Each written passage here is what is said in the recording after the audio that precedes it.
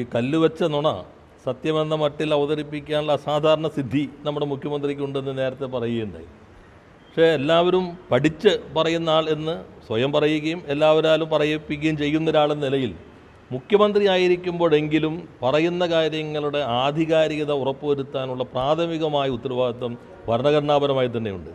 നേരത്തെ ഇരുന്ന കസേരയ്ക്കകത്തല്ല അദ്ദേഹം ഇരിക്കുന്നത്.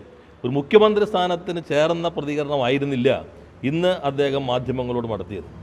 അദ്ദേഹം നിങ്ങളെ തന്നെ വെല്ലുവിളിച്ചിട്ടുണ്ടായി. ദേശാഭിമാനി 5-ാം തീയതി വാർത്ത വിട്ടു. നിങ്ങൾക്ക് ആർക്കും കിട്ടിയില്ല. എവിടെ നിന്നാണ് ദേശാഭിമാനിയുടെ സോഴ്സ്? ദേശാഭിമാനിയുടെ സോഴ്സ് ഗവൺമെൻറ്റാണ്. അപ്പോൾ 5-ാം തീയതി ജൂൺ 5-ന് കിട്ടി.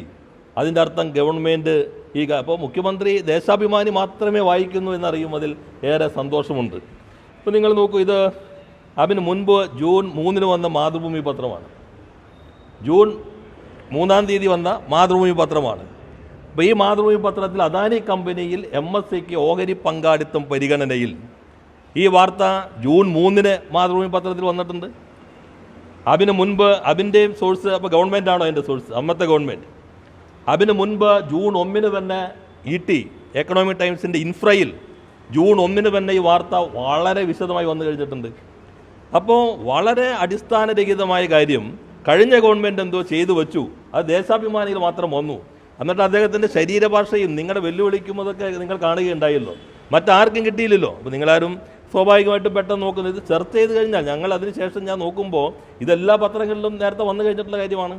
അപ്പോൾ അത് ആ രൂപത്തിൽ അവതരിപ്പിച്ച് എന്തിനു വേണ്ടിയാണ്? 2, ഓഹരി കൈമാറ്റത്തിനുള്ള വ്യവസ്ഥകൾ കൺസെഷൻ കരാറിനകത്തുണ്ടല്ലോ. കരാറിനകത്ത് തന്നെ ഉണ്ട്. അപ്പോൾ ഓഹരി കൈമാറ്റത്തിനുള്ള വ്യവസ്ഥകൾ നിലനിൽക്കുന്നതിനെ സംബന്ധിച്ചല്ലല്ലോ തർക്കം. ഓഹരി കൈമാറ്റത്തിൻ്റെ കരാറിൽ ഏർപ്പെടുന്നതിന് മുൻപ് പ്രയർ പെർമിഷൻ എന്നാണ് 5(3) പറയുന്നത്. പ്രയർ പെർമിഷൻ എന്ന് പറഞ്ഞാൽ അദ്ദേഹം വായിക്കുന്ന ആളാണല്ലോ. മുൻകൂട്ടി അനുമതി വേണം എന്നാണ് അതിൻ്റെ ലളിതമായ മലയാളം. അപ്പോൾ മുൻകൂട്ടി അനുമതി ഉണ്ടോ? അപ്പോൾ അദ്ദേഹം അവർ കൊടുക്കാൻ ആലോചിക്കുന്നുള്ളൂ, ബാക്കി കാര്യങ്ങളെ വരുന്നുള്ളൂ. എന്നാൽ ഇതിൽ പറയുന്നു the date on which the agreement for sale has been entered into June 29, 2026. ഇത് അദാനി സെബിക്ക് കൊടുത്തിട്ടുള്ളതാണ്. അപ്പോൾ June 29, 2026 date on which the agreement for sale has been entered into. അപ്പോൾ 29-ന് ഒപ്പുവെച്ചു എഗ്രിമെൻറ്റിൽ. 30-നാണ് ഇത് സെബിക്ക് കൊടുക്കുന്നത്. എന്നാൽ സ്വാഭാവികമായിട്ട് നിയമാനുസൃതമായിട്ടുള്ള അനുമതി വേണമെന്നവർ സൂചിപ്പിക്കേണ്ടി വരും. പക്ഷേ പ്രയർ പെർമിഷൻ ഉണ്ടോ? ഒരു എഗ്രിമെൻറ്റിൽ ഏർപ്പെടുന്നതിന് മുമ്പ് പ്രയർ പെർമിഷനിൽ വരാത്തതാണ് പ്രശ്നം. അല്ലാതെ കരാർ ഇവർക്ക് കൊടുക്കാതിരിക്കാൻ വ്യവസ്ഥയുണ്ടോ? കരാർ കൈമാറ്റം ചെയ്യാതിരിക്കാൻ പാടോ? ഇതെല്ലാം നിലവിൽ കേരളത്തിനകത്തുള്ള കരാറിൽ രാജ്യത്തെ നിയമത്തിനനുസരിച്ച് UDF കാലത്തുണ്ടാക്കിയ കരാറുള്ള വ്യവസ്ഥ തന്നെയാണ്. ഇവർക്ക് പുതുതായി അപ്പോൾ ആ ചർച്ചകൾ നടന്നതായിട്ട് മാധ്യമങ്ങൾ റിപ്പോർട്ട് ചെയ്തു. എപ്പോഴാണ് റിപ്പോർട്ട് ചെയ്തിരിക്കുന്നത്? ജൂൺ മാസത്തിൽ തന്നെയാണ്. അദ്ദേഹം പറഞ്ഞു MSCയുടെ അവർ വിഴിഞ്ഞം കോൺക്ലേവിൽ വന്നിരുന്നു. വിഴിഞ്ഞം കോൺക്ലേവ് വിഴിഞ്ഞത്തിൻ്റെ അനുബന്ധ വ്യവസായങ്ങൾ ആരംഭിക്കുന്നതിന് വേണ്ടി നടത്തിയതാണ്.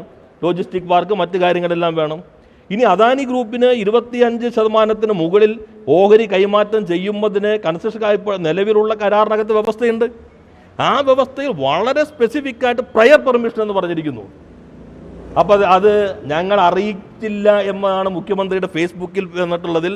അറിയിക്കാതെ നിങ്ങൾ ഈ കരാറിൽ ഏർപ്പെട്ടതിൽ അസംതൃപ്തി രേഖപ്പെടുത്തുന്നു എന്നുള്ളതാണ്. അപ്പോൾ അതാണ് മറുപടി പറയേണ്ടത്. പിന്നെ അദ്ദേഹം പറഞ്ഞു ഞങ്ങളുടെ MD വന്നത് 28-ാം തീയതി അല്ലേ? MD അല്ലല്ലോ. 18-ാം തീയതി മെയ് 18 ഗവൺമെൻറ് വന്നു പുതുതായിട്ട്. മെയ് 4-ന് റിസൾട്ട് വന്നു. അതിന് ശേഷമുണ്ടായ കാര്യങ്ങളെക്കുറിച്ചാണ് ദുരൂഹത ആരോപിക്കപ്പെട്ടത്. അത് സംബന്ധിച്ച് ഇപ്പോഴും അദ്ദേഹം വ്യക്തത വരുത്തിയിട്ടില്ല. അപ്പോൾ അത് ഒന്നാമത്തെ കാര്യം. അപ്പോൾ പൂർണ്ണമായിട്ടും വസ്തുതാവിരുദ്ധമാണെന്ന് ഏതൊരാൾക്കും ഇൻ്റർനെറ്റ് തപ്പിയാൽ 5 മിനിറ്റ് കൊണ്ട് വരെ കിട്ടാവുന്നൊരു കാര്യം മുഖ്യമന്ത്രി കസേര എന്ന ഭരണഘടനാ പദവിക്കകത്തിരുന്ന് ആധികാരികമെന്ന മട്ടിൽ ഇതുപോലെ വെല്ലുവിളിച്ച് ഒരു മുഖ്യമന്ത്രി പറയാമോ? അദ്ദേഹം മുഖ്യമന്ത്രിയാകണം. പ്രതിപക്ഷ നേതാവിൻ്റെ ശരീരഭാഷയും വെല്ലുവിളികളും അല്ല വേണ്ടത്. മുഖ്യമന്ത്രിയാകണം. ഇതിനാണ് മറുപടി പറയേണ്ടത്. എങ്ങനെ പ്രയർ പെർമിഷൻ ഉണ്ടോ? കാരണം എഗ്രിമെൻറ്റിലേക്ക് ഒപ്പിട്ടു എന്നവർ കൊടുത്തിട്ടില്ലേ? നിങ്ങൾ ഈ വ്യവസ്ഥകൾ എന്തെല്ലാം കൊണ്ടുവരും. അല്ലാതെ ഓഹരി കൈമാറ്റത്തെക്കുറിച്ച് തർക്കമില്ല. അത് നിയമപരമായിട്ട് കരാറിനകത്തുണ്ട്. ആ കരാർ ഏർപ്പെടുമ്പോൾ പ്രയർ പെർമിഷൻ എന്തിനാ ക്ലോസ് വെച്ചിരിക്കുന്നത്? സംസ്ഥാനത്തിൻ്റെ താല്പര്യം പൂർണ്ണമായും സംരക്ഷിക്കപ്പെടണം.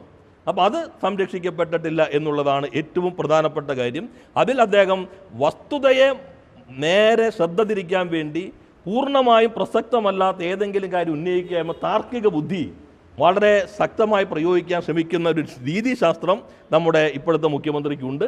പ്രതിപക്ഷ മേധാവാകുമ്പോൾ കൊണ്ടതൊക്കെ അവർ തന്നെ പറഞ്ഞിട്ടുണ്ട്, ഞങ്ങൾ അന്ന് പറഞ്ഞൊന്നും വസ്തുതയ്ക്ക് നിൽക്കാത്തതാണ്, ഇപ്പോൾ അതും ഞങ്ങൾ ചെയ്യാൻ ബാധ്യസ്ഥരല്ല എന്ന് അവരുടെ മന്ത്രിമാർ ഒറ്റയ്ക്ക് ഒന്നിച്ചുമൊക്കെ പറഞ്ഞുകൊണ്ടിരിക്കുന്നുണ്ട്. സോ മുഖ്യമന്ത്രി ആകണ്ടേ?